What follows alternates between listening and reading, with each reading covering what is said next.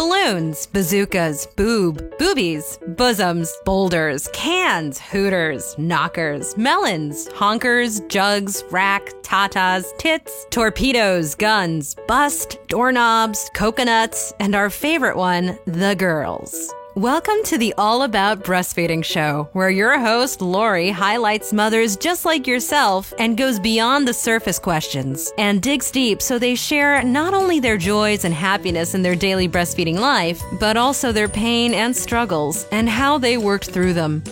Episode number 126. Welcome to All About Breastfeeding, the place where the girls hang out. I am your host, Lori Jill Eisenstadt, IBCLC, which stands for International Board Certified Lactation Consultant. And as a lactation consultant, my job is to help moms work through breastfeeding challenges. I am so glad that you're listening to the show today and that some of you have given me such great feedback. It is so nice to know that this show is making a difference to so many moms, and that you are learning a lot about breastfeeding. On a daily basis, I hear parents telling me that one of the things that drives them the most crazy is the inconsistency in the advice they are given about breastfeeding, particularly in the early days of breastfeeding. You have been letting me know that you are feeling good about being able to rely on my information and advice, and this makes me feel really good. I will shortly be releasing a show that I did on infant sleep, and I will have an infant sleep expert whose name I'm not going to share with you yet, and we will be talking about co-sleeping and bed sharing. I thought it would be fun to do a show on the subject first. I find that there's a lot of information out there on the subject, and a lot of people are listening to what others say and not necessarily doing their own research. I wanted to give you some information in today's show just to get you interested in this subject. And then I'm going to share the names of a few books. If possible, I would love for you to read one or more of the books on the subject. I know, this is fun, right? I'm giving you homework. Well, it's all in the name of a good learning experience. I thought how cool it would be for you to do some reading on your own and possibly jot down some questions that you have. When you listen to the show with our experts, I bet you most of your questions may be answered, and if not, you can always put them in the Facebook group and we can chat about that. Speaking of, I want to welcome you to join our Facebook group in case you have not yet. Just look up these 4 words in the Facebook search, All About Breastfeeding Community, and you have to put the last word community in there. Otherwise, it brings you to the wrong place. So remember, All About Breastfeeding Community. Join us and we can chat about all things related to co-sleeping in the group. I would also love to invite you to check out allaboutbreastfeeding.biz. I have changed my homepage to reflect the services that I offer. You will find information there about Skype consults that I offer, about our online breastfeeding group, which is a great group of moms. All you do is you register for the group along with 8 to 10 other moms, and we will be meeting once a week for 8 weeks virtually, where we talk about subjects related to breastfeeding. Everyone feels really good, eager to learn about other people, other mothers, and you get to hear how their life is like as a new mom, and many times you make lifelong friends. There's lots more to share and learn about, and there is a fee, so go to allaboutbreastfeeding.biz and find out more. For today's show, I am going to introduce the subject of co-sleeping. This is not an in-depth show, but rather just an introduction. Co-sleeping is sometimes called sleep sharing. It's also called bed sharing. And this is when parents sleep with their baby in their bed, or they might have a portable crib that's attached to the bed that has 3 sides, and it gives easy access to the baby. Bed sharing is just one of the ways that a family might co-sleep. but it is frequently practiced by breastfeeding mothers. One of the biggest issues when it comes to bed sharing is safety. Some sources publicize bed sharing as an unsafe practice, no matter how it's done. But there are ways to sleep safely while bed sharing if you follow some simple guidelines for safe sleep surfaces and safe sleep sharing.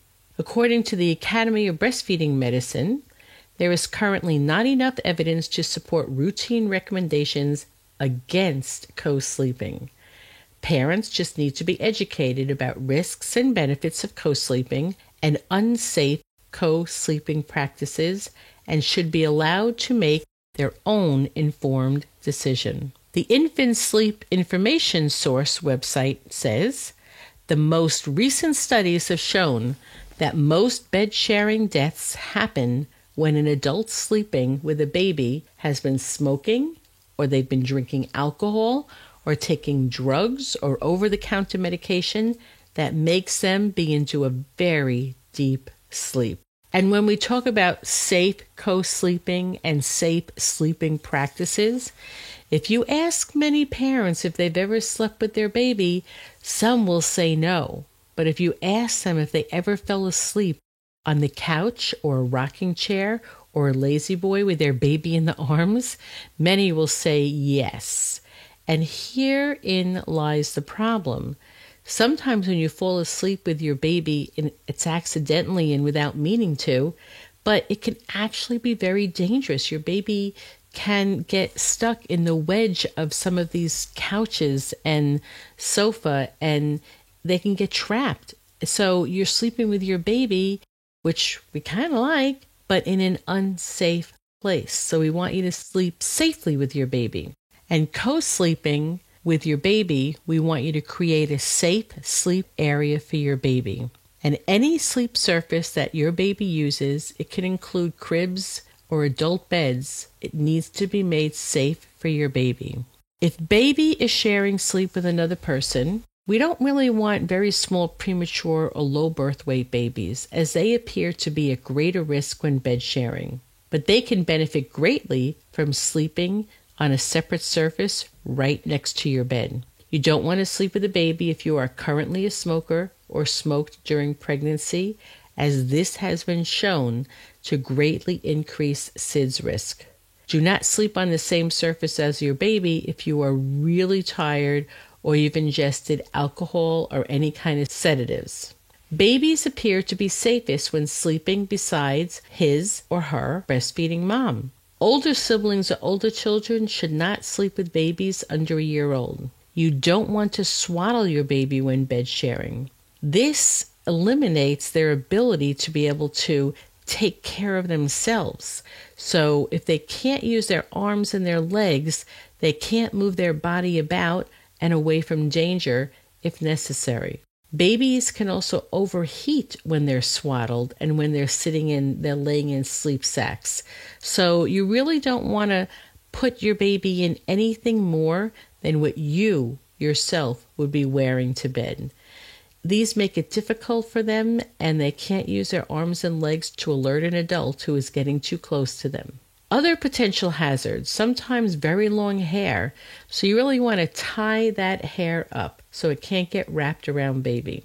A parent who is exceptionally deep sleeper, like I said, or an extremely obese parent, these are situations that you do not want to sleep with your baby, as it can be unsafe. Some of the common questions that people get asked all the time is, can co-sleeping cause psychological problems in a child?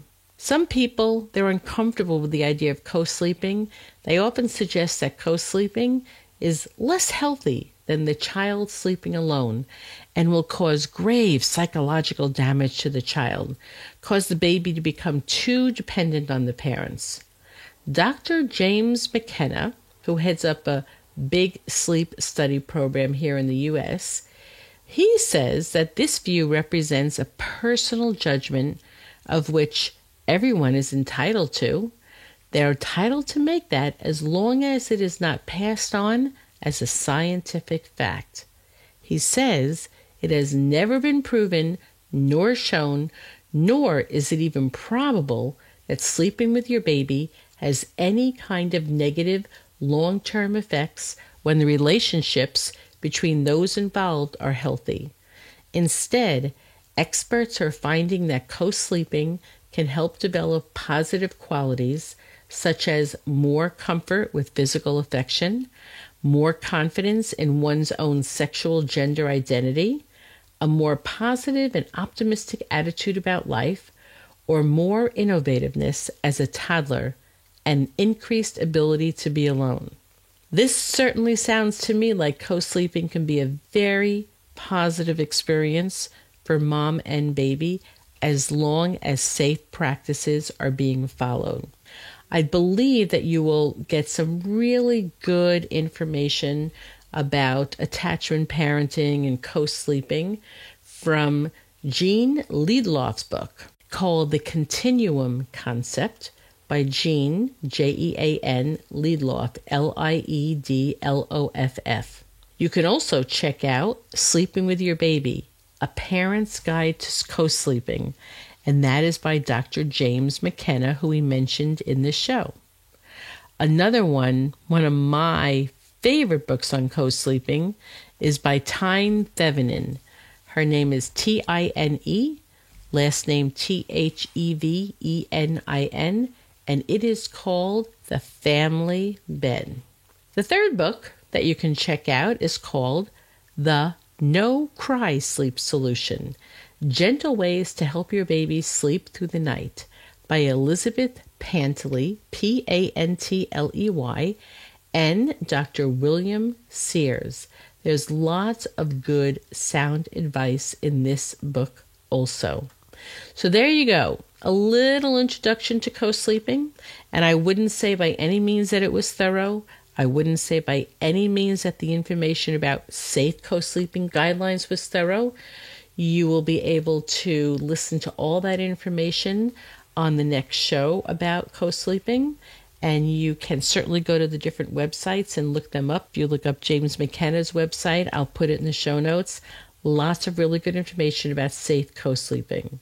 So feel free to bring your thoughts and questions to the All About Breastfeeding community group so we can talk much more about this subject. Until the next show, bye-bye. Have you heard that Phoenix, Arizona is blessed with an amazing birthing center? Baby Moon Inn Birth Center is the best option for families who want access to midwifery care in and out of a hospital setting. You can experience birth in a comfortable home-like setting where natural birth is the focus. Laboring in water, being able to walk outside during labor, and enjoy the beautiful garden. This is what birth can be like for you. There is so much more to learn about Baby Moon. The staff would love to have the opportunity to meet you and would like to extend an invitation for you to attend a free Choices in Childbirth class and a tour of the birth center. All you need to do is call 602-314-7755. That's 602-314-7755 and ask for the tour dates. You can also go to allaboutbreastfeeding.biz/podcast. And on the right-hand side of the page, you will see a link that will bring you to the calendar, and you can sign up for the tour yourself. When you come in for the tour, make sure that you tell them you found out about it from the All About Breastfeeding podcast, and you will be given a very lovely free gift.